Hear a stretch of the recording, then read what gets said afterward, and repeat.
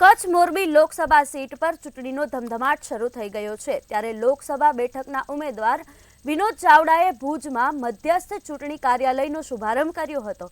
શુભારંભ કાર્યક્રમમાં જિલ્લા પ્રમુખ સહિત ભાજપના આગેવાનો ઉપસ્થિત રહ્યા હતા। લોકસભા ચૂંટણીમાં સારું પરિણામ લાવવા માટે સંગઠનના હોદ્દેદારોથી કરીને પાયાના બૂથ સુધીના કાર્યક્રમો માઇક્રો પ્લાનિંગથી કામ કરી રહ્યા છે।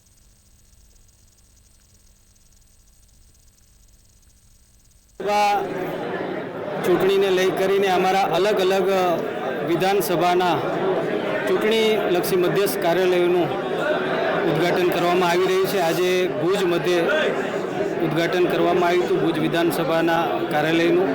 ગઈકાલે સવારના ભાગે અંજાર વિધાનસભા, ત્યારબાદ રાપર વિધાનસભા, સાંજના ભાગે ગાંધીધામ વિધાનસભા અને આજે સવારે માંડવી વિધાનસભા અને અત્યારે ભુજ।